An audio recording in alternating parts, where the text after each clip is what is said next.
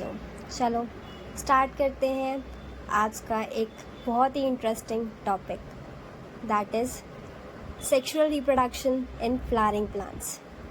ये topic 10th में होने के साथ साथ 12th में भी इम्पॉर्टेंट टॉपिक है, तो प्लीज़ बहुत ध्यान से समझिएगा। तो सबसे पहले समझते हैं कि फ्लावरिंग प्लांट्स क्या होते हैं।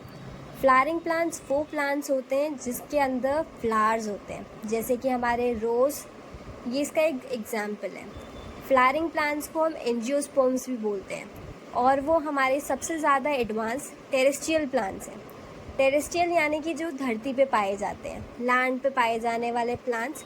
सबसे ज़्यादा एडवांस अगर कोई प्लांट्स हैं तो वह एंजियोस्पर्म्स हैं। दूसरे तरीके के प्लांट्स जिसमें फ्लावर्स प्रेजेंट नहीं होते, उन्हें हम जिम्नोस्पर्म्स बोलते हैं, या फिर नॉन फ्लावरिंग प्लांट्स भी बोलते हैं।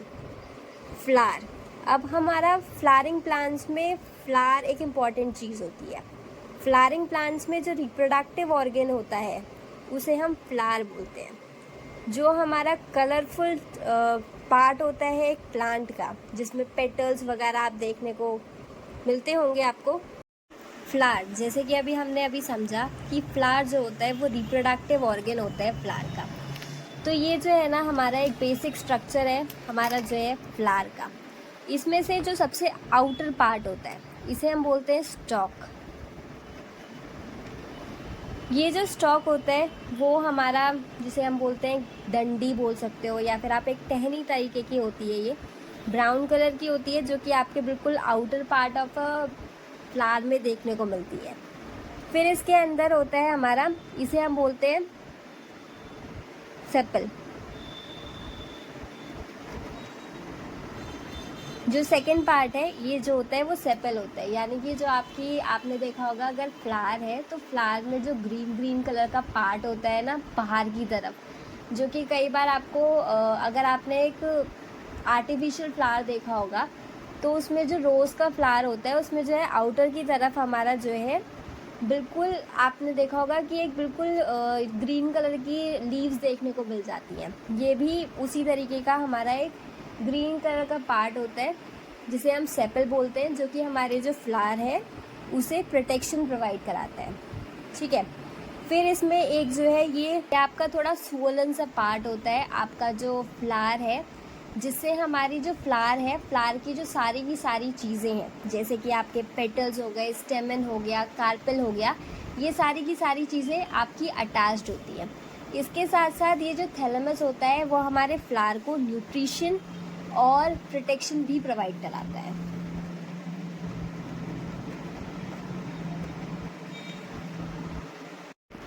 फिर आते हैं हमारी जो कलरफुल पार्ट होता है फ्लावर का, यानी कि हमारी जो पंखुड़ियाँ होती हैं, या फिर ऐसा पार्ट हमारे फ्लावर का जो कि हमें विजिबल होता है, जो कि कलरफुल होता है, जो कि इंसेक्ट्स वगैरह को अट्रैक्ट करता है, उसे हम बोलते हैं petals.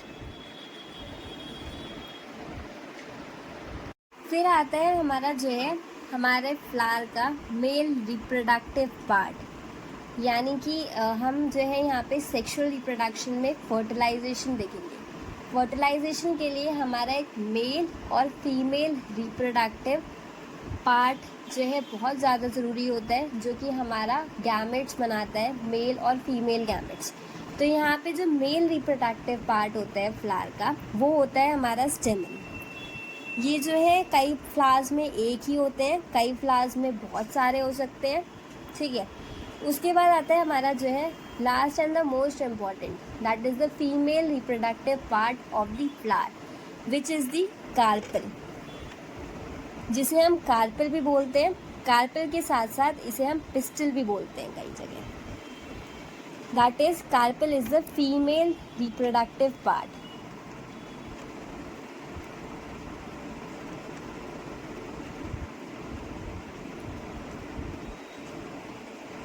And stamen is the male reproductive part.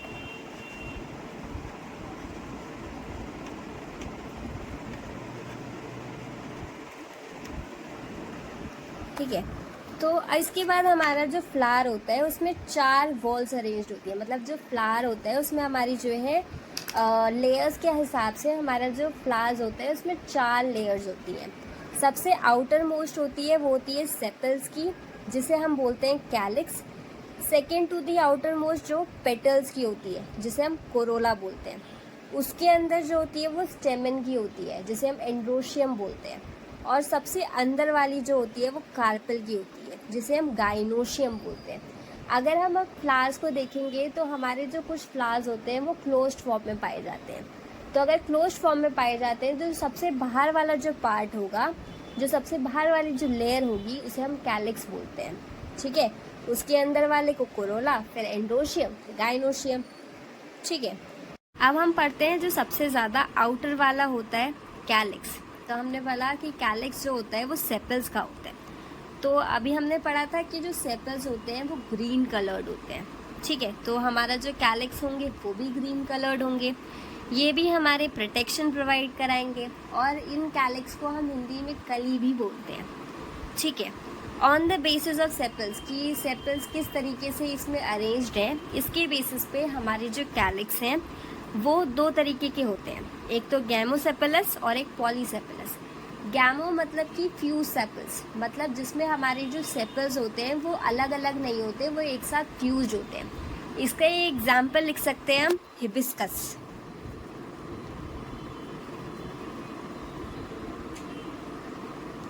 ठीक है, लास्ट में हम देख सकते हैं पॉलीसेपलस। पॉलीसेपलस मतलब कि जिनमें सेपल्स जो है वो बहुत सारे तो प्रेजेंट होते हैं, लेकिन वो फ्री फॉर्म में होते हैं। गैमोसेपलस की तरह फ्यूज फॉर्म में नहीं प्रेजेंट होते। इसका एग्जाम्पल हम लिख सकते हैं एक रोज, जो कि बहुत ही एक इम्पॉर्टेंट एग्जाम्पल है।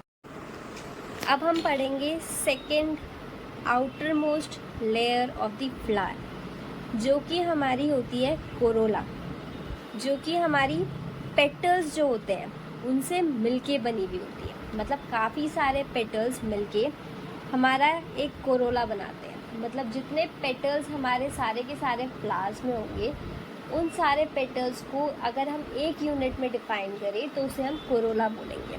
ठीक है, इसका जो काम होता है वो सिमिलर होता है हमारी पेटल्स की तरह, यानी कि इंट्रैक्ट करना इंसेक्ट्स को पॉलिनेशन के लिए। On the basis of petals, they can also be divided into two, that is the gamopetalous and polypetalous. Gamopetalous वो जिसमें हमारे पेटल्स जो हो वो फ्यूज्ड फॉर्म में प्रेजेंट हो। इसका एग्जाम्पल आप ले सकते हो, tomatoes is the example of gamopetalous flowers। ठीक है,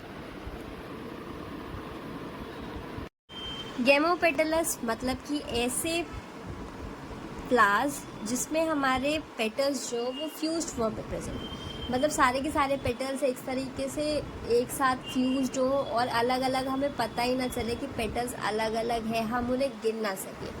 ठीक है, तो गैमोपेटलस हमारे वो फ्लावर्स जिसमें हमारे जो पेटल्स होते हैं वो फ्यूज्ड फॉर्म में प्रेजेंट होते हैं।